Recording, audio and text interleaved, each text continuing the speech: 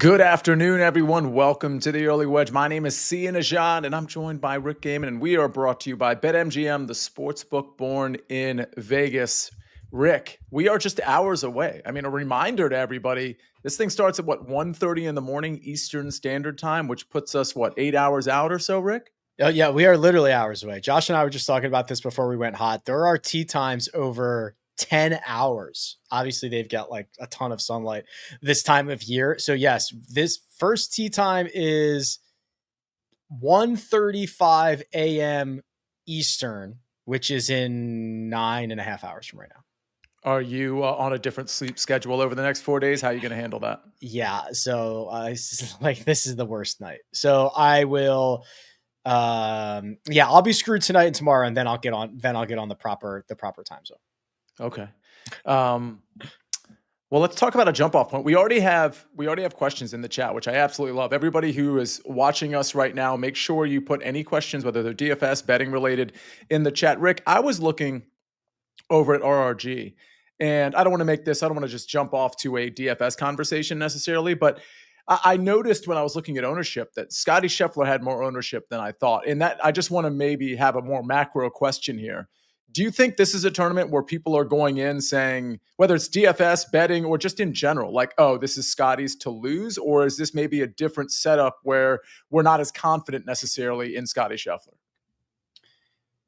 I think that I think people are not as confident in Scottie Scheffler now. So I've got Scottie right now at like 35% owned for fantasy, but I would tell you, I mean, he's been over 40% like a lot recently. So I do think this is actually a tempering of expectations. It might also just be because you're ejecting Rahm and Bryson and a handful of these other guys from Live Golf into the conversation. But I do think this is a small tempering of expectations for Scottie, also just because of the nature of the event and its randomness. And let's juxtapose that to Rory McIlroy, because it feels like to me that people are comfortable with the idea that Scottie could win, but I feel like right now people are just as comfortable with the idea that Rory could win this tournament, which is not the normal thing. Right. The only situation is that Rory is naturally more polarizing than Scottie is. There are people, I hear it from all the time, that just do not like Rory, or they love Rory, or they do not like Bryson, or they love Bryson, or they do not like Rahm, or they love Rahm, right? And I think that actually ends up getting reflected in some play. Like if I'm trying to choose between playing Rory McIlroy or Jon Rahm, and one I want to root for and the other one that I do not want to root for, I think that drives a little bit of the DFS ownership. But Rory did the thing that was perfect for him last week, which is come close to winning, don't win, and then go to the Open. It's like the perfect setup. Now, you just mentioned the other two guys that are 3 and 4 on the odds board over on the Live Tour. We've got Jon Rahm and then Bryson. Normally, at other majors this year, it's been, if I recall correctly, it's been Bryson and then Jon Rahm. Do you? I'm curious about Bryson, because I think the sentiment starting at the beginning of the week, and it's certainly at the end of the week, I mean, so to speak here, it's Wednesday, but we know this thing's starting in just hours, is that Bryson just isn't going to succeed here. Do we think the sentiment has sort of overcorrected on Bryson and maybe undercorrected on Jon Rahm, or do you think the shoe fits kind of here? I'm comfortable with this. I think the shoe fits. The Bryson stuff is real. I mean, he's been pretty open about that. I think he will figure it out, but there's a lot of stuff, and we've talked about this a lot. There's just a lot of variables that he removes from his game that you're not going to be able to remove from an Open Championship. He also, on an equipment standpoint, he works really hard on spin rates and things like that, because he launches it so low, and he's got his clubs bent so upright, and it comes off at such a fast speed that like spin rates are a big thing for him. And when spin rates are a little bit off and wind is involved, it's a nightmare. Like it's an absolute nightmare. So listen, I think there's a reason Bryson has struggled in every Open Championship except for St. Andrews, where you can just blast it all over the yard wherever you want. And speaking of nightmares, before we get to our first question, I got to ask you, and again, drop your questions in the chat. If you're watching us over on Twitter, that's great. Thank you for watching us, or X, whatever. Come over to the YouTube page, the SportsLine YouTube page, because that'll give you an opportunity to ask a question in the chat. I don't know if they can Josh, I doubt, like I've been on shows where like they're asking questions from Twitter, but I don't know that we're hooked up that way. Sometimes I see it come across, Josh can tell us, but sometimes I see it come across. So like in the chat, it shows what platform they're on. Oh, they can apparently. So like these are all YouTube comments that I see, but I think in theory, if someone was going to, I believe it would show us it's from Twitter. Yeah. I just don't know how that works. Like, if they comment under this thing that I just retweeted, is it going to show up as a comment in the chat? That's the part I don't know. Oh, there's Josh proving it. So I don't know if you have to reply to the tweet, or if you know how Twitter now, like when you click a live show, it pops up in its own player. Yes. Josh, why are we guessing when Josh can just tell us? Yeah, go, Josh. You click on, like you'd click on a picture on Twitter, you click on the stream itself and it takes you into something that looks very similar to YouTube or Twitch. And then there's an actual comment section. Okay. There's actually a chat, almost like a chat in there, right? Yeah. Yeah. I guess I've never bothered to click on it. All right. So if you're watching us on Twitter, click on that and we'll hear from you on Twitter. Twitter has done a lot better job of live video in the last handful of months, having it pop into its own player and you can still navigate around and stuff like that. So Josh, while we have you here, I usually do this at the end of the show, but you mind telling us who you think's going to win this tournament? I'm having a hard time coming up with reasons why Rory's not going to win. I like that call. Yeah. I got other stuff. I can save it. I'll save it to the end. All right. But the first thought is Rory for sure. Makes sense. Rick, you kind of strained when he said that. I was more out of excitement. It was more just like, I hope he's right.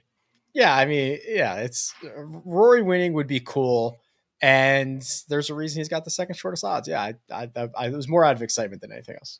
Fair enough. All right. Now, I know I'm going to be playing Rory in DFS over Scotty Scheffler, mostly because of that price difference. Tubin has a question. Let's just go ahead and get to our questions. Josh, thank you for clarifying that. Again, we can get questions on Twitter too. So click on it and ask a question from Twitter if you like. Tubin says, if my DFS squad is completely in the range of Xander at 9,700 to Ben Griffin at 7,300, and I have 1,300 left over, am I using a good strategy or a bad one? Rick? Generally good. The amount left over does not matter, in my opinion. And we have seen a lot of weeks leading up to this, optimal lineups, hundreds of the optimal lineups being well below like $46,000. Majors are a little bit different because the pricing is so soft. The optimals usually skew a lot closer to $50,000. The thing to consider with Tubin, though, is he's not left a ton on the table, and leaving 1,300 on the table, he does not have to worry about ownership at all because he's going to have a unique lineup, which is kind of like the secret way of not having to ever worry about ownership is just make a unique lineup. Yeah, that's fair. I mean, I would say that if you're doing that because you selected the players that you like and for whatever reasons you decided you like them and you have 1,300 left over, I think especially with like a 5K range and with like the pricing kind of weird with Scotty at the top, I think it's fine. But if you're doing it by design, like, hey, I'm going to leave 1,300 on the table, how do I do it? I think that would be an improper way to go about it. Right, Rick? Yeah, that's fair. That's a good call. Because 1,300 is quite a bit. But yeah, I think it sounds to me like I like that range. I like Xander quite a bit. I mentioned I like Rory. I think Ben Griffin makes a lot of sense. Can I ask you, Rick, about Ben Griffin? Because what did he miss the cut at the John Deere, was it? And he didn't play in the Scottish Open, which to me is like such a good thing for Ben Griffin. He finally like rests for a small period of time, misses 6 rounds, if you will. I think Ben Griffin is fine for this course. I mean, he's been hitting it better than anybody. So he was in Scotland playing, but not the Scottish Open. So my hunch is he probably played more than 6 rounds of golf since that miscut at the John Deere. Competitive rounds. But no, you're right. I have basically zero concerns over Ben Griffin. He has been one of the best, most well-rounded golfers on tour this year. The miscut, he played 34 perfect holes before he stupidly doubled 8 and bogeyed 9 to end his second round. Mm-hmm. I'm excited. I think Ben is going to have a great week. All excited. Yeah, for sure. What I love about him too for DFS is that because he didn't play last week and because he's coming off a missed cut, his ownership just isn't as high. Like if he had flashed at the Scottish Open and was, T9, I think he'd have like 14% right now. But instead, he's got, according to your site, he's got under 8%, while guys like Adam Scott, who I like, and Sepp Straka are not twice as much, but nearly twice as much in terms of ownership. I just feel like you're getting a discount on Ben Griffin.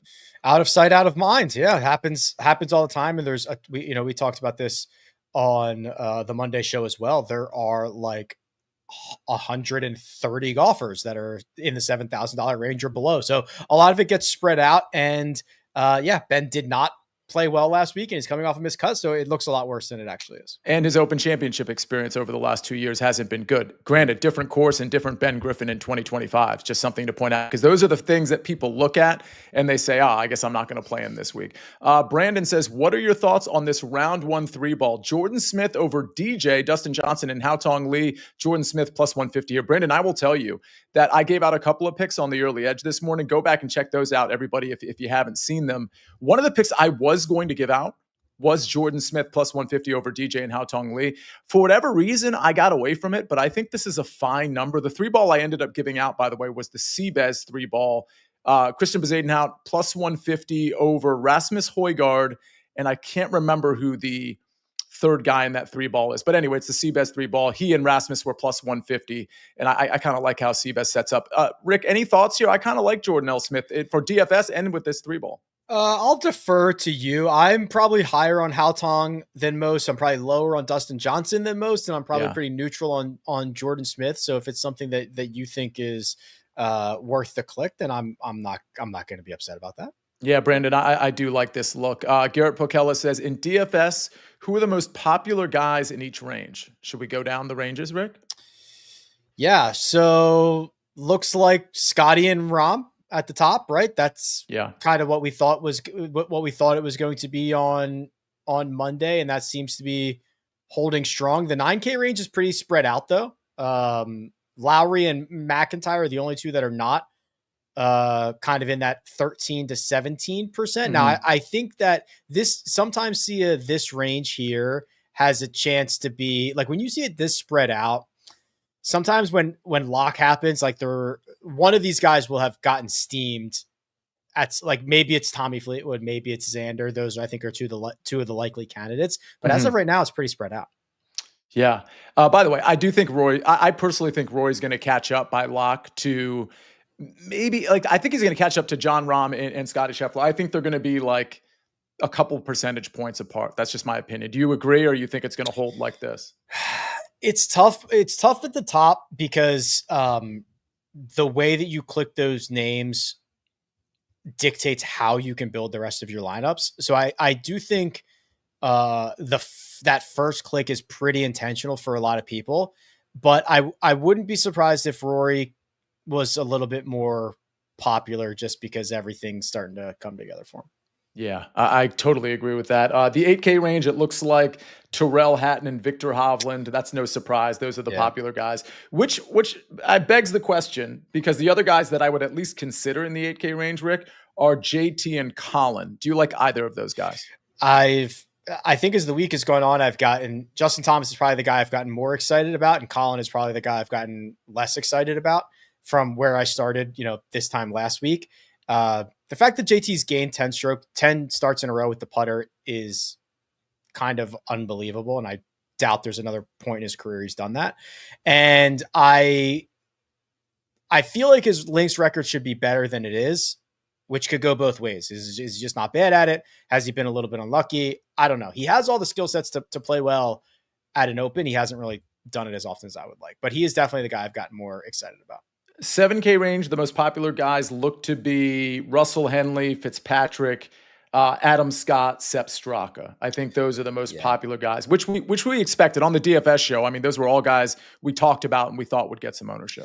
Yeah, and then I think if you're looking for the pivots, Ben Griffin at like half of what those guys are getting, Jason Day at what half of those guys are getting, those would be the places that I would be most comfortable pivoting to. Justin Rose is in a really awkward spot, and he's kind of right in the middle of that range. He's like probably 9 or 10% projected ownership, but his range of outcomes here is missed cut or second. I think it's one of the largest ranges of outcomes of these guys. So it's a little bit weird. I think he could be a little bit of an X factor this week.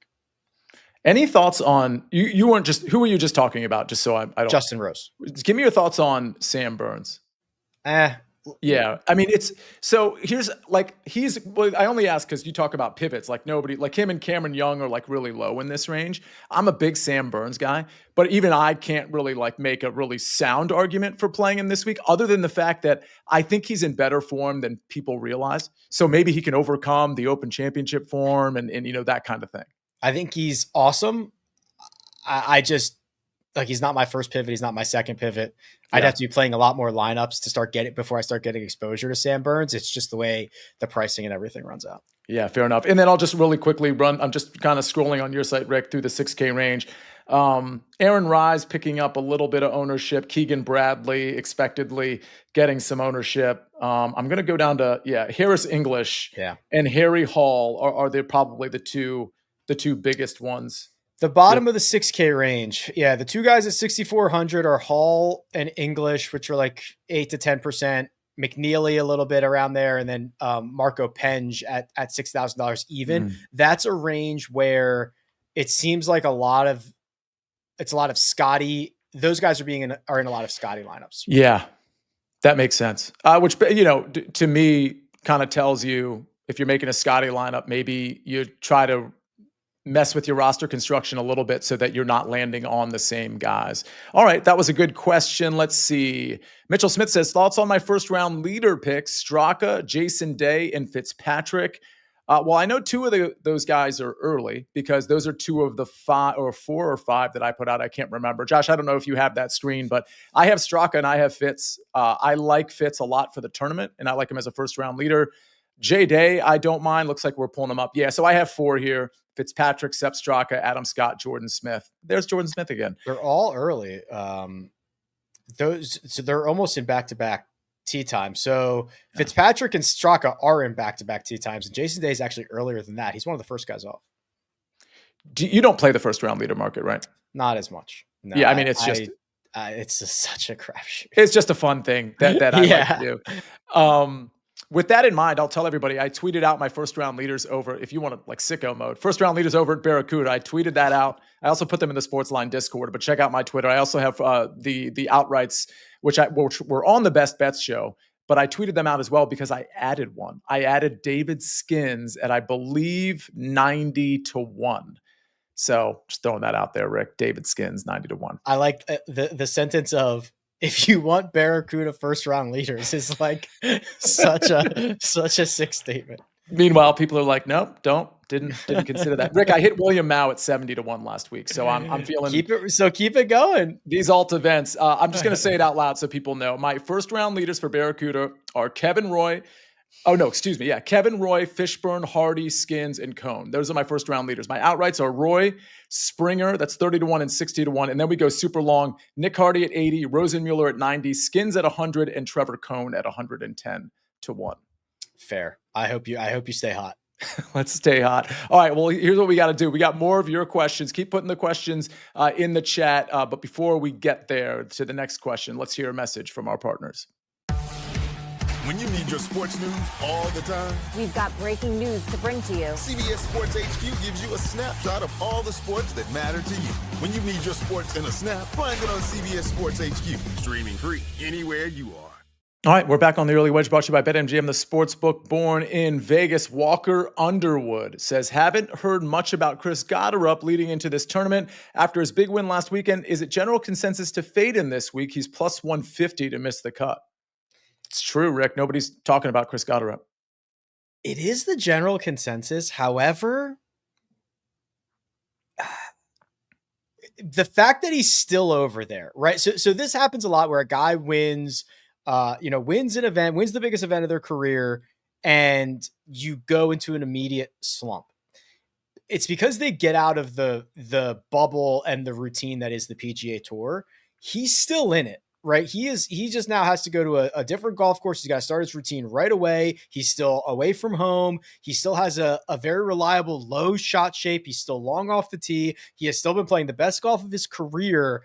I tend to be very excited about Goddard again this week, even though he just did kind of the unthinkable. Let's talk about, because Zach Kosenki has a question about Goddard, but also about Marco Penge. And he has almost more of a macro question, but certainly he's asking about this tournament. Is Marco Penge here to stay?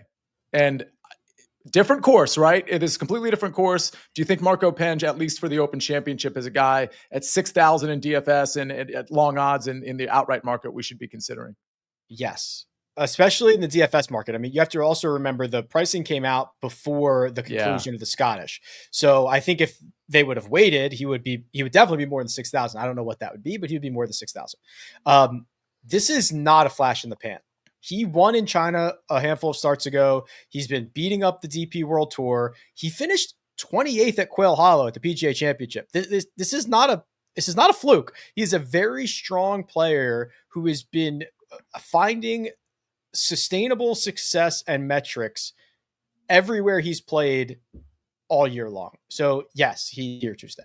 His metrics are pretty insane. Now, granted, they're on another tour, but there is a threshold where if they're that good, that I'm thinking, okay, this is probably going to translate to some degree over on the PGA Tour. Oh my God, he mashes the golf ball. I mean, we saw that last week. Has got great ball speed. He had some of the longest drives of the week, and then for a guy who hits it that hard, really solid touch around the greens. Like he's a very strong player. We just don't see him very often. How do you assess a guy like that here when we're not necessarily pulling out driver? We might be clubbing down off the tee.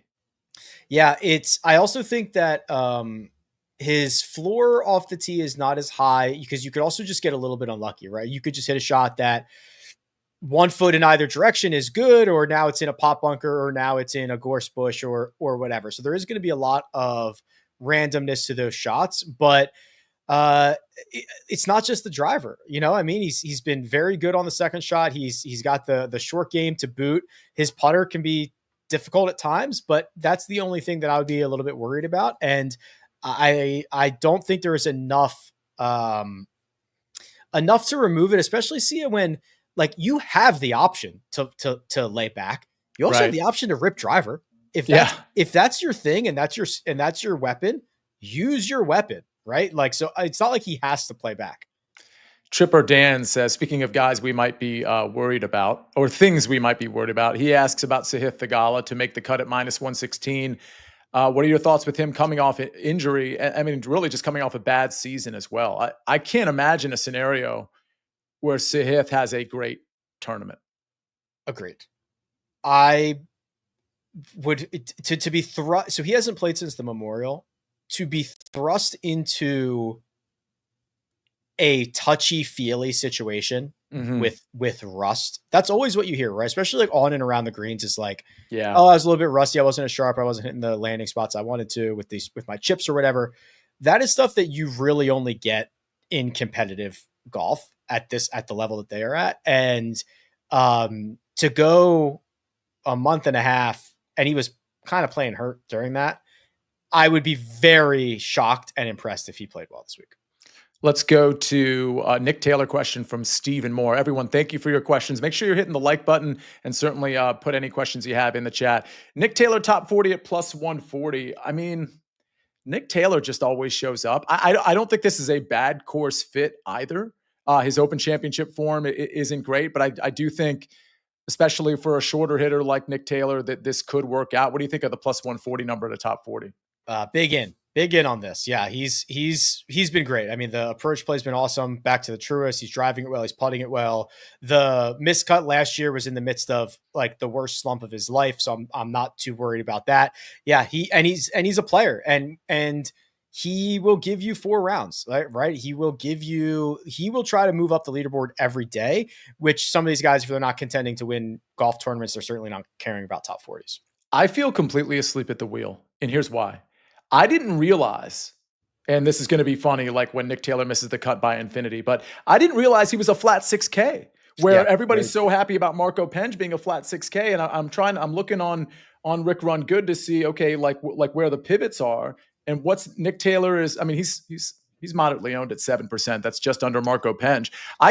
You know what's interesting, Rick? You talked about those Scotty lineups. Penge and Nick Taylor are going to be in those. At least some of them. He's got 5 straight top 25s, and they are 2 signature events, 2 signature events, a major, and 2 national championships, the Canadian and the Scottish. That is about as good as you're going to get for a 5 tournament stretch, and he's been great in all of them. And by the way, his ball striking metrics are insane. Like that of an upper 8K, 9K golfer, and his around the green play has been like kind of flat, not terrible, not great. Putter comes and goes just like most other players on the tour. Like, I mean, Steven, I think this is a great call out. I again feel a little asleep at the wheel here because I didn't consider rank the following players in this Nick Taylor range for let's just say for DFS. Okay. They're all they all have some ownership in this low range, not a ton, but some. Marco Penge, Nick Taylor, Max Grazerman. They're all between 5,900 and 6,000. Yeah, probably Taylor, Penge, Grazerman is probably the way I would go. I think I agree with you. Would Jordan Smith crack that top 3, or would he be 4th? He'd be after those guys, yeah. Okay. I mean, all those guys look like really good looks. So good question, Steven. As I scroll down to Big Boy. DFS big boy. What's up, big boy? DFS single entry out of Rahm, Xander, Ludwig, JT, and Fleetwood. Which 2 are your favorite? Rick, you go. Rahm, Xander, Ludwig, JT, and Fleetwood. Which 2 are my favorite? Oh, cool. Wow. Okay, I get to have 2 of those guys. So a single entry of Rahm and Xander is going to probably be pretty popular. I would not mind if you wanted to do Xander JT or Rahm JT. Are probably the routes that I would go.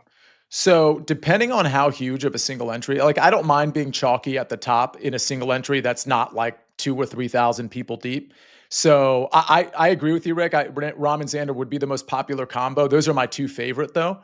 If I was trying to get a little bit, contrarian, I would probably ditch Rahm because I think he'll be a little bit more popular than Xander. And I'd go Xander Ludwig or Xander Fleetwood for me.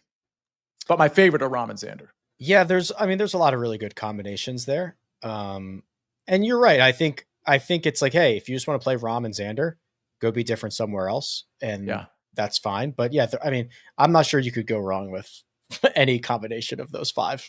Yeah. I think JT and Ludwig are big time wild cards Xander to some degree as well, in terms of like, I think their floor is potentially a little lower than like a John Rahm or a Fleetwood, for example. Ludwig and JT almost certainly have the lowest floor of those guys. Yeah. Yeah. Ryan Dietrich says Justin Rose plus Adam Scott make the cut parlay plus 128. I'm big on Adam Scott. I kind of like Justin Rose. Rick, go ahead. They're so different.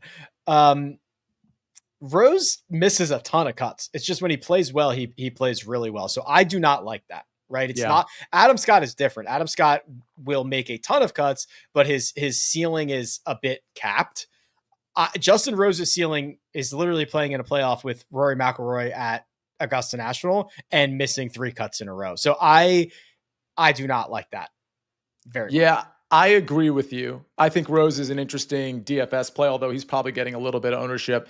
I like Adam Scott. I would just pair Adam Scott with somebody else. I mean, maybe go to Fitzpatrick. It's not going to pay quite as well, but you'll certainly get at least even money, I would imagine, or something in that range. So if you did, okay, so let's see. Rose by himself to make the cut is minus 170. So you could do, so you could do Adam Scott and Tom McKibben, who's the same price, or Cam Young. Maybe not Cam Young. McKibben's been awesome. McKibben or Spawn, though they've both been awesome. They are the same price. Nick Taylor's minus 165. So I would do that. Yeah. I would try to still get some plus money, but maybe go to the next range higher and get, instead of plus 128, get plus 105 or plus 110 with maybe a slightly safer option. Walker Underwood says McIntyre, top left-handed player at plus 125 up against Brian Harman, who I kind of like. Akshay Bhatia plus 400, McCarty and Mickelson. I mean, I think this is a pretty good look. I'm not positive I'd bet this because I fear a couple of those guys. What do you think? Plus 125. The only one I fear. No, I do fear. I fear Akshay, and I fear McCarty. McCarty's interesting. Yeah. McCarty's very, very good, and we have not seen that in 2025, but it's starting to get a lot better. This is so funny, this group of guys. Like, they're just, the only thing they have in common is that they're left-handed. I would not bet this. I don't like McIntyre that much. Yeah, I'm not playing McIntyre either. I think he could be fine, but I'm not playing him. Let's see. Jordan Harrington says we have to obviously ask about the weather edge, right? Yeah, AM, PM looking like the better wave. That's what I'm hearing, Rick. That's what I'm seeing, that Thursday AM is going to be better, and that Friday PM, like you'll see an advantage with those groups. But I do worry about, well, first of all, the weather changing, but also, like, we know there's going to be rain. Are there going to be any delays? Could that push things a different direction? What are your thoughts on the weather wave? The Thursday looks like the worst of it is in like the middle of the day. So I don't think anybody's going to avoid it altogether. I think they're either going to start in better conditions and end in worse conditions, or start in bad conditions and finish in bad. So I think Thursday's, like, both waves are going to have to play in some sort of the worst weather. I think Friday afternoon is definitely the best side of it. So yes, probably Thursday, AM, Friday, PM. The only thing, and I couldn't find it, they're in thunderstorm warnings for today and tomorrow. Yeah. Which, if there is any level of electricity in those, they will stop play. It doesn't matter if there's rain or not. It doesn't matter if there's electricity, they will stop play. That's the only thing that I could not put my finger on. But otherwise, it would be AM, PM. It's frustrating too, because a lot of people just like to play, 2 or 3 lineups, and they're not playing 150 or even a 20 max where they can, because if I was playing a 20 max, Rick, I would just, with the 20 lineups, 5 of them would be AM, PM. It's a little different, right? Because we're just going all off one and, whatever. But I would find pockets that I would have players in the AM to the PM and whatnot on both sides of it. And then I would do that for another 5 lineups. And then 10, it would just be, whatever. I wouldn't worry about the wave. But if you're playing just a few lineups, are you even considering the weather edge, considering the fact that we might get a delay and we're not exactly sure how the weather's going to turn? No. If you've never been wrong trying to get the weather wave at an open, you have not been doing this very long, because it is just like almost a fool's errand to try to be doing this. Yeah, fair enough. I mean, again, we still have a few hours before this thing, a handful of hours before this thing starts. So maybe we get better information at night, or later tonight. But I do think AM, PM, if I had to put my chips on something, it would be AM, PM. I would say if you're playing multiple lineups, play the wave advantage on both sides to some degree and hope that one of them spikes. All right, Harris English over Tony Finau, -120, says Japan as a round 1 matchup. English makes sense outside of the fact that his open form has been pretty bad, but he's been very good this year. I'm happy to fade Tony Finau. Your thoughts here, Rick? Yeah, Tony's bad off the tee right now, which is a problem because it's his best thing. And yes, I want to be on the Harris English side significantly. All right. Thank you, Japan, for clocking in. Hit the like button if you could, Japan, and everybody else, including Ryan Ifrig, last man in DFS, Bezuidenhout or Penge? Interesting. I have Rick, before you answer, because I know you like Penge, looking at RRG, I was looking at how Bezuidenhout has been playing lately. It's looking pretty good. I think he's super sneaky. Agreed. I like both of these guys. So yeah. Ryan, I wish I had a better answer for you, but I do like both of these guys. If you made me choose, it is probably Penge. It is very, very close. Both these guys, I think, are great options. I have something that I gave out on HQ earlier in the week. I looked at the top South African market. And Rick, you may recall, I've been riding the Tristan Lawrence train for a few tournaments in a row. And I do like him for this tournament as well, in spite of a missed cut last time out. But either way, I like the fact that he missed a cut recently, by the way. But top South African, you had CBS at +360. You had Tristan Lawrence at +450. And he was tied in that range with Aldrich Potgieter. And who am I forgetting? another bomber. Oh, Dean Burmester. And then behind them was Sean Norris. So it was those 5 guys. I advocated for, even though I love Tristan, I advocated for CBez at plus 360 with a little bit of money on Tristan as well. So that like, if one of those 2, you're definitely going to make money at plus 360 and plus 450. Cause I just don't think this is the course for Aldrich or Dean, or certainly not Sean Norris. But it sounds like we both like CBez and Tristan, right? Right, Rick? Agreed. Yes. Okay. Sorry, Ryan, bad answer, but like, yeah, they're both great. Yeah. I mean, I would say, since if we're talking DFS, I mean, Penge is going to have a little bit more ownership than CBez. So that would, if we think they're equal, I would take the lesser owned, less popular guy. Ryan Fedor says, love the content. Thank you. Who are a couple of good options for the DK King of the Course bet, please? So, Rick, I don't know what that is. I know it's shown up. It's popped up on my DK screen, and I just hit dismiss, and I go on about my day. It's, I'm pretty sure what he's talking about. It's just based on most birdies are better. And I think it might only be the weekend or something like that. When I've done it a handful of times, I swear the time I did it was only the final 2 rounds. If that is what Ryan is referring to. So you're really just looking for birdie makers. I mean, and is there an ownership component where you're trying to get a pot of like people who didn't pick, like you get more money if it's a rare guy that you picked? Is that kind of the concept? Yeah, I think so. I think it is exactly like that. So I would say this is very, very abstract, but like the answer to the question you'd be looking for would be like Neiman, Marco Penge, Goddard, McCarty, Scotty, Justin Thomas, Bryson DeChambeau, Cam Young, Harry Hall. Like those would be good options for him. Yeah. It's a very specific type of format. I will go with, like, again, if we're looking at guys that aren't going to be like super highly selected, I'll just throw out Harry Hall, Ryan Fox, maybe Adam Scott. Just going to throw that out there. But again, Ryan, I'm sorry, we can't help too much. We're not participating in that. What we are participating in is more questions from you. We'll get to those right after this quick message from our partners. They want to take this place from us. My family is in danger.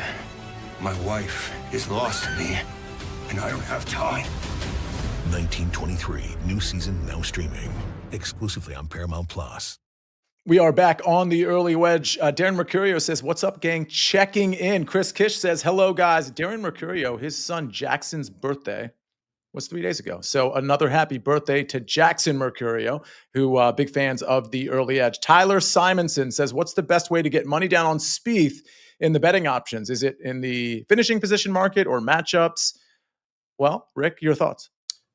I think it's definitely the finishing position markets. And I think that you could ladder these how you feel comfortable. Top 5, top 10, top 20, I think are all very, very live. I don't like the Spiethian nature of a matchup where I want like a higher floor. I think we want increased payouts based on upside. So finishing position markets. I think that's like a perfect answer. Darren Mercurio says, what are your guys' thoughts on fading? Strokes gain narrative. Here we come. What are your guys' thoughts on fading Scotty across the pond? I feel like him being away from his family is an edge. Thoughts, or am I reaching? Yeah, that's not a thing. I mean, I hear you, but he's like kind of computerish, shot to shot. I don't think that's just going to impact him. But speaking of narrative, and I didn't double check this, I didn't source this, but Jason Sobel said that today is Adam Scott's birthday, like today, Wednesday. It is. Yeah. Okay. I mean, how are we not like, he's one of my outrights, by the way. How are we not all in on Adam Scott? It's his birthday. It's 45. I mean, come on. Like that's easy money. 75-1. I bet, just so everybody knows, I bet Adam Scott at 75-1. And then I bet him in the without Big Four market, and it got knocked down to like 45-1. I just split my ticket to bet both ends, and I did that with Matt Fitzpatrick as well, just so everybody knows. Let's see. Doreen Castle says, ooh, how about Pendrith top Canadian? That brings up a Corey Connors question that I want to ask you. Any thoughts on Pendrith top Canadian here? Without knowing the odds, I love it. I am a big Pendrith fan. I think that this is a pretty good spot for him. And I think that he has proven that there's a lot of, he plays well in a lot of different types of courses, despite almost always being typecast as a bomber. So without knowing anything else, that I'm cool. I'm very cool with betting Pendrith to be the top Canadian. I am clicking on it right now because that's a market I usually like to take a look at. We've won a lot of money on Corey Connors in that market in the past. So Corey Connors is plus 150, Pendrith plus 260, Nick Taylor plus 260, and Mackenzie Hughes plus 450. Gosh, I don't know. I feel like Nick Taylor might be the play there at plus 260. And are we worried about Corey Connors, Rick? From what I understand, no, we're not. Okay. Played the Scottish, right? I'm not worried. Okay, yeah, you're right. He did play the Scottish. For the record, I don't not like Pendrith. I'm just giving my opinion. I don't like this market at all. Like I don't think there's an advantage here with taking a bet in this top Canadian market because I think Nick Taylor and Corey Connors are very much live, and I just don't think you're getting enough. If Taylor Pendrith was, it's only 4 in this, and really only 3 that are like super viable. If it was maybe a little bit deeper of a number on Pendrith, I'd probably take it, but I don't know. I'm not super interested in that. All right, let's go to. Could be Travis says, I've watched every Rick Run Good and see a Nejad show for the Open. I'm a complete sicko. That is sicko mode. We do a lot of content. Yeah, we do. You do probably 10 times the content that I do. I mean, golf content we do about the same, I'm guessing. But yeah, there's a lot going on week to week, but especially this week. Could be Travis. Thanks for watching. We're going to be on CBS. Rick, I think you're going to be with me tomorrow. We're going to be on CBS Sports Network tomorrow at 1. Yeah, I will. It is on my calendar. I will be there. And what that means for those that this is interesting because of the timing, right? So we're going to be able to tackle what's going on basically towards the end of the round if I'm doing the timing right. And that might give us some lead up to round 2 and some live bets and things of that nature. So tomorrow, CBS Sports Network, the early edge is at 12 o'clock, but I believe the early wedge is at 1 o'clock tomorrow. They better be, 1 o'clock East. Wait, what time is it? 1 o'clock Eastern tomorrow? I think so. Oh, okay. Yeah. There'll still be some guys. Yeah. It'll be towards the end of the round. Yeah. Okay. All right. Let's go to B-Man Money 1, Scott Hall. Oh, okay. So this is a 2 for 2. Adam Scott and Harry Hall or Sepp Strock and Harris English for DFS. It's a good one. Wait, that's okay. Adam Scott and Harry Hall or Straka and English. Yeah. It's very close. Straka and English probably, but I'm not super. Yeah, I would go Scott and Hall. I've got a weird feeling about Harry Hall though. I'm going to be honest. I feel Harry like Hall is sick. He's awesome, but I feel like he's going to, this is just an intuition thing. I feel like he's going to sink a lot of lineups. People are seeing his price. They're like, oh, I got to go to Harry Hall. He could get into trouble off the tee. I mean, that would be where he would get into trouble. Everything else is pretty gold for Harry Hall. Yeah. That's a close one. Bobby Lee, thoughts on Dietrich? He seemed to thrive in tough courses conditions. Would this be a course fit? Oh, interesting. He's he was like the lowest. I don't know what Bobby's looking for, but he was like one of the lower projected golfers of the 7K range. It has really, I'll be honest with you, I love Dietrich's game. It has not been good since he won in Phoenix. It is just, he's been a losing player, specifically on approach, mostly from tee to green. It has been erratic. Some weeks it's the ball striking, some weeks it's the short game, but it's something every single week. There are not a lot of really good finishes in here. It's his best finish since his win was a T18, and there's a lot of really bad finishes outside of that. So I don't have any reason to think that he's going to flip. He lost 6 strokes on approach last week at the Scottish Open. That's not great. And he was coming off losing 3.5 strokes on approach at the Travelers. And frankly, he's gained off the tee, but he's pretty erratic off the tee at times too. I don't know if this is like the perfect course for him. So if I was going to get different, for example, in DFS, it wouldn't be with Dietrich. I think there are other guys that you could get different with. Thoughts on, including Max Grazerman. Thoughts on Grazerman this week, says Chris Burke. Getting some ownership, but he's in such a low range. It's not like it's going to be more than 6% on Max Grazerman. It's probably closer to 4 to 5. Your thoughts on Max? He's getting any ownership because he's one of like 3 realistically playable golfers around the $6,000 range or whatever, or the 5,900. I'm in. I know he missed the cut last week. It was not a particularly bad missed cut. He's now still gained strokes on approach in 7 straight. He had the runner-up finish at the Rocket Classic. I'm just a believer of this guy's game in general. It's been very good since the Zurich. I'm not going to punish him for one missed cut. And he has a unique skill set. And I like guys that have unique skill sets. Yeah, I think this is a classic case of a low floor and a high ceiling. And so why wouldn't you play him? If you're playing, multiple lineups and you're comfortable with, having a guy in the 5K or lower 6K range, in Grazerman's case, he's 5,900, I believe.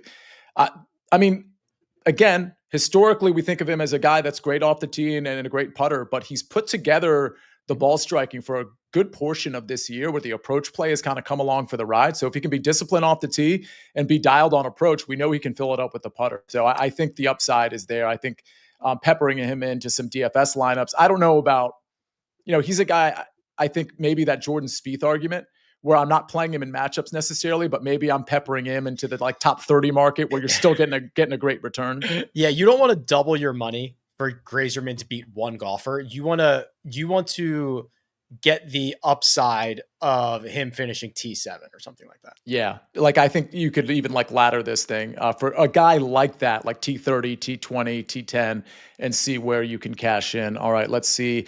J-Par, 1320. Harry Hall versus Tom McKibben, higher finish. I mean, McKibben's been really good. I guess I need to take another dive on McKibben. Also, and I won't even play the narrative game, because you don't have to when you look at the way he hits the golf ball, and he's an incredibly talented player. He's from the same town Rory's from in Northern Ireland, and he said he has played this golf course 100 times. That's a pretty good narrative. And I'm not even going to use that to tell you that he's gained strokes off the tee in every single event in 2025. He's coming off a fifth in Dallas, he plays on Live Dallas, and a fourth at Valderrama. It's a very different golf course, but Valderrama's tough. I like the kid. Fair enough. Do you think he'll finish higher than Harry Hall? Let's say yes. I'm going to go the other way. I'm going to go with Harry Hall. Let's go to Garrett Pekela. He says, is ownership pretty equal in the 7K range? Well, we went over that earlier. It's not necessarily equal. There's 4 or 5 that are jumping out. He says, any reason to pivot from a guy I like, for example, Henley or Straka, to a guy with potentially slightly lower ownership like Hideki? Your thoughts, Rick? It's not that big of a difference. So no, if you like Henley or Straka, just sit tight. I will tell you, I'm not playing either of those guys. I do kind of like Straka, and I understand the arguments for both those guys. I will play a chalky Fitzpatrick and Adam Scott, so it's not like I'm trying to be different by going with the other 2 guys that are chalky. But I will say that if you wanted to pivot, and we've talked about these 2 guys a decent amount, Ben Griffin, in my opinion, Sam Burns is an interesting pivot, although Ben Griffin may be a quote safer pivot. Jason Day, I think, is an interesting pivot. Patrick Reed getting some ownership, I think, is an interesting pivot. And then Brian Harman. So I think you can play those guys, but I would also consider, depending on how the rest of your lineup looks, I would consider some of those other guys that I think are really actually good pivots with maybe half to 2/3 of the ownership. Chris Kish says, how much do the Wednesday night ownership percentages affect your lineups? Are you mostly locked in, or do you make significant changes based on the most updated info? Rick? This week, a lot. Most weeks, not as much. But this week, with the ever-changing weather and the volatile nature of this event, I think you would be a little silly not to take the ownership projections seriously. There will be guys that, for no fault of their own, are not around on the weekend. It's just the fact of the matter. There will be guys that just get blown off the golf course because they got the wrong tee time. So I think that this week of all weeks, I am more locked in on Wednesday night's ownership percentages than any other week. Yeah. I'm always looking at it. The truth is, when we do the Monday DFS show, we kind of have a really good idea of where the popularity is going to be. There's nothing, when we do this Wednesday live chat, for me at least, Rick, and I'm sure you, there's nothing that's super surprising. It is informative. There are some guys where I'm like, oh, okay, they're not as owned as I thought, for example. But again, when we did that show, we kind of knew Adam Scott, Matt Fitzpatrick, Russell Henley, Sepp Straka were going to get some ownership. Yeah, it's not like all of a sudden Bryson DeChambeau is going to be 50% owned tomorrow. I do think it's important, like from a global ownership standpoint, to make sure that you're not submitting lineups where you've got like the highest owned guys in each range. Like, you also have to, Chris, consider what type of tournament you're playing in, and kind of you distinguish how chalky you can get with maybe lesser people in the field versus like thousands of people entries in the field. That's where you want to make sure you got some pivots in mind there. There was a question from Brandon that I think we missed. Josh, can you put that up? Thoughts on this top 40, including ties parlay? Oh, by the way, Brandon, I have one of those too. Let's see. Matt Fitzpatrick, Shane Lowry, Victor Hovland plus 332. I mean, top 40 is a pretty low bar. I will just say I'm not nearly as high on Shane Lowry as maybe everybody else is or anybody else is. He's quite low on my list. So I'm not excited about that aspect of it. I realize that a top 40 is a low bar, but that's the concerning part to me. I would not fire that. I'm curious because the top 40, including ties, I didn't know you could parlay those together. I'm assuming you're over on DK parlaying those. I always thought you had to go to the top finish market, which doesn't include ties over on DK. But if you can clarify that for me, because I don't see the including ties. Anyway, I think it's okay. Those wouldn't necessarily be the three that I would choose, to Rick's point, but I think that one is probably going to cash. I think Shane Lowry is going to make the cut. I think Hovland's going to make the cut. I think Matt Fitzpatrick's going to make the cut. All right, let's go to Scott Sneed. He says Tristan Lawrence plus 110 over Antoine Rosner and Justin Leonard. Rick, I looked at this one. Antoine Rosner's been pretty good. I'm a Rosner guy. Yeah. It's nothing against Lawrence. I think he's been good, but Rosner has been, he's an international who plays on the PGA Tour and he's been playing really good golf. I'm a Rosner guy in that one. I was pretty stunned, and I'm trying to pull it up now, but I was pretty stunned when I was looking at his finishes in general. Like if I'm thinking of the right guy, he has been making cuts at a completely ridiculous rate. It's him. He hasn't missed a cut in a long time. Yeah. And he's got pretty good open form as well. So I would just avoid that. I think either of those guys could win that particular 3-ball. Let's see. More questions. Maddie D says never to the DFS game, new to the DFS game. Thinking of going with lower ownership guys since it's a major. Thoughts? I'm all in on the Russ bust this week. Well, he's not a low ownership guy, but that's fine. You don't have to pivot there. Okay. So he's thinking about pivoting. Rick, your thoughts on this macro thought here? Yeah. Sure. In theory, anytime you can get the same or better production from somebody who is less owned is going to be a very good thing for you. Hallie's Real Football Talk. We are 50 days away from NFL season, by the way. Hey guys, what do you think of Harris English and Harry Hall to both make the miss? Okay, so I assume that's make the cut at plus 125. Or is it miss the cut? Yeah, I'm just going to go with the make first. It's fine. Listen, Harris English's open form has me a little nervous about putting him in a make the cut parlay, Rick. Yeah, it should. It would be like the same as like if you were trying to put Keegan Bradley in one of these. But yeah, I mean, just in a vacuum, those guys I am worried about the open stuff in the same way that I don't have a lot of or any Keegan Bradley exposure this week. So Walker Underwood did clarify the top 40 thing. And so I'm happy to see this. Josh, thank you for putting this up. He says, see, if you stay in the same top market, you can parlay, including ties. It stops you from parlaying when you try to mix it in the 20s, 30s, and 40s. Okay, so if you go to that one tab that says including ties, then you can engage in the parlay thing, which is good to know, because I thought I tried to do that at other tournaments and I wasn't able to. But because this is a major, maybe they've kind of adjusted the game here. I think that's I might have to mess with some parlays there. I think that's super fun. All right, first round matchup. Rick Funkanen says Xander minus 115 over Morikawa. Rick, your thoughts?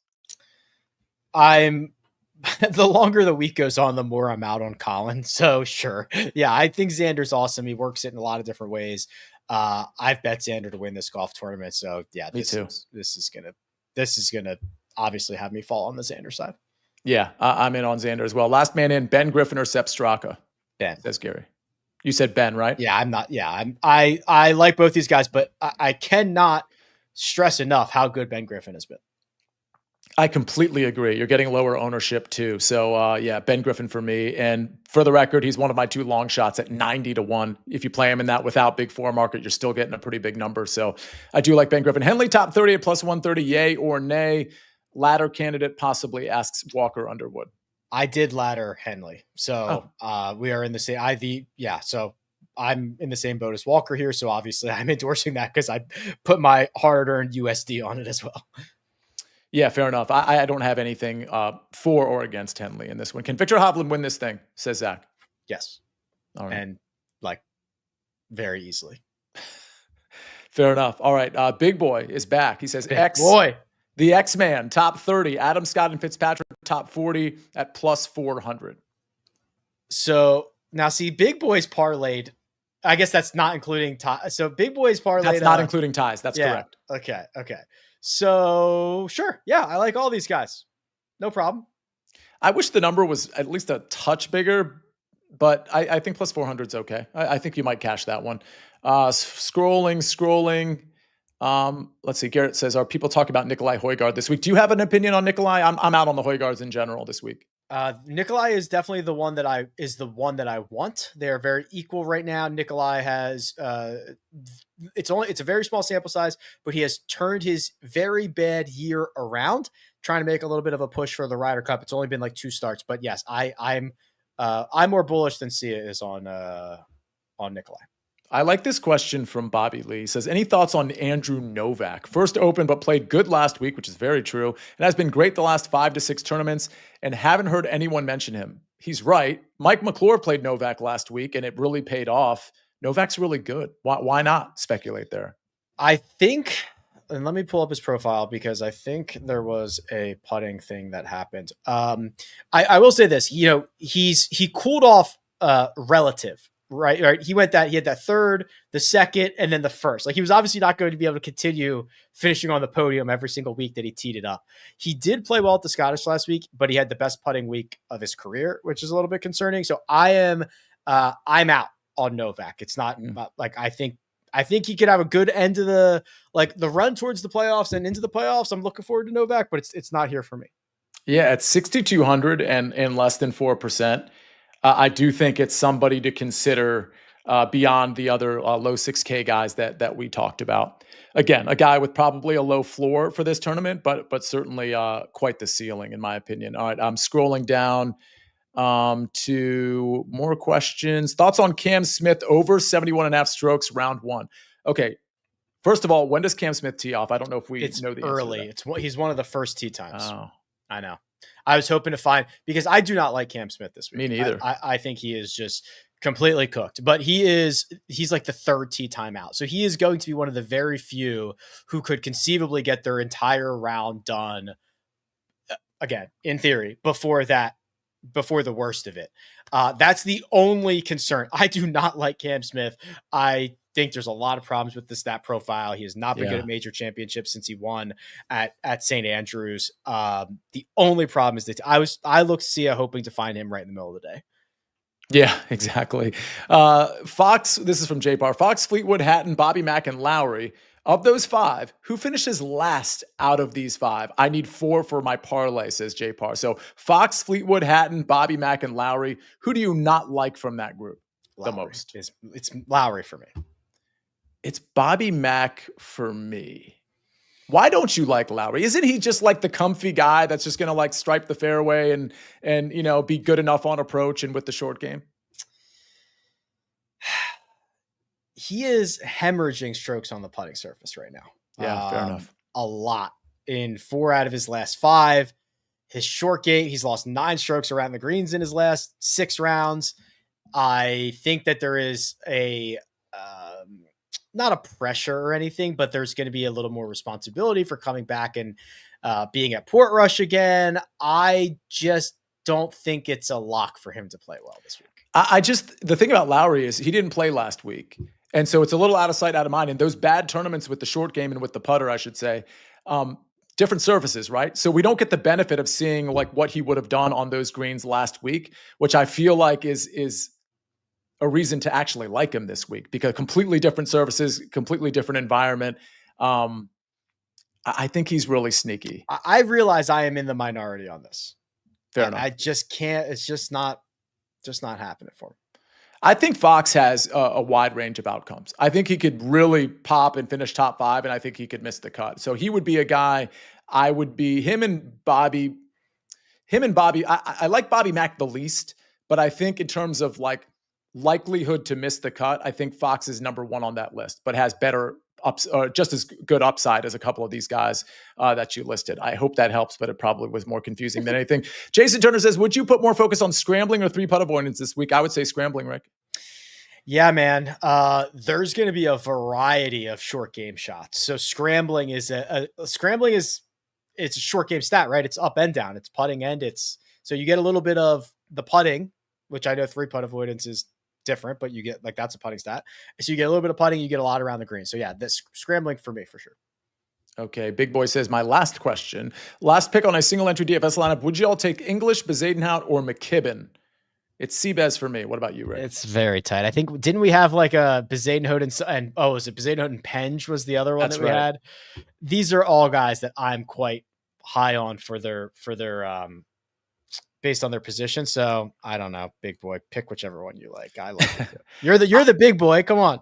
I'm listen, I think English is the class of these 3 right now. There's very few golfers I'm holding their Open Championship form against them, and English is one of them.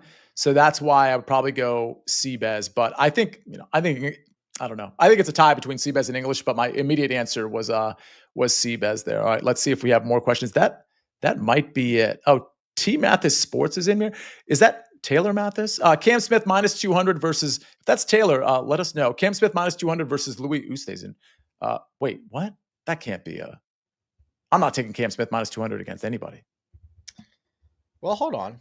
I either am I, but does that mean that Louis has been playing just ungodly bad? Let me take a look here. No, he was he was the other guy in that top South African market with Tristan and Seabez and Potgieter. Louis been pretty good. I do not like this. No, Cam's a problem, and Louis, playing exclusively a live golf schedule in 2025. He's got a handful of top 12s. He played well in Dallas 2 starts ago. I'll look that price up because that's a pretty shocking price. I don't want the Cam Smith side of it. All right. Let's, before we get everybody out of here, let's bring on Josh. Josh, we need your insight. You mentioned Rory. Is there any other name that you think is going to pop here, and any comments about Royal Portrush that we need to cover here? Nothing on Portrush in particular, but I'm excited. It's been a long time since we came to this course. We haven't been here very often, and yeah, I'm looking forward to it. And the winner is Rory. If you had a backup winner to give, who would it be? My other 2 are Xander at 25-1 and Matty Fitz at 50-1. Yeah. The last time, Fitz. 2 things. The last time Matt Fitzpatrick gained in an approach and off the tee in 3 straight tournaments, he won one of them. That was the RBC Heritage in 2023. And just like scrolling, first of all, he's been like bad for like 2.5 years, basically, which it was a little shocking how long I was scrolling before I got back to really consistent stuff. But when I did get back to the part of his profile that looks the most like it has the last 3 weeks, it was the summer of 2022 when he won the US Open, when he had like 4 other top 6 finishes and was one of the, 5-6 best players in the world that summer. So 50-1 after digging just a little bit deeper on him is really tasty. That was my first click. Obviously, he's one of my outrights on the DFS show, but partly because I was on him last week as well. Like the game is now trending in such a way where I feel like we have enough of a sample size from a guy like Matt Fitzpatrick. And oh, by the way, the short game has just been like really, really good with him as well. That's going to serve him well out here. Real quick, before we get out of here, Rick, there was a question about, let's just go yay or nay on Jason Day. Yay. Josh, thoughts? Yay or nay? Yay. And let's play this game one more time because somebody asked about a guy that I think is very interesting. I thought he was interesting last week too, and he definitely missed the cut. JJ Spawn. Josh, yay or nay? Nay. Nay. Yeah, sorry. I'm going yay. I'm going maybe down with the ship here. Wheels Up is in here. I know Wheels Up. Let's see.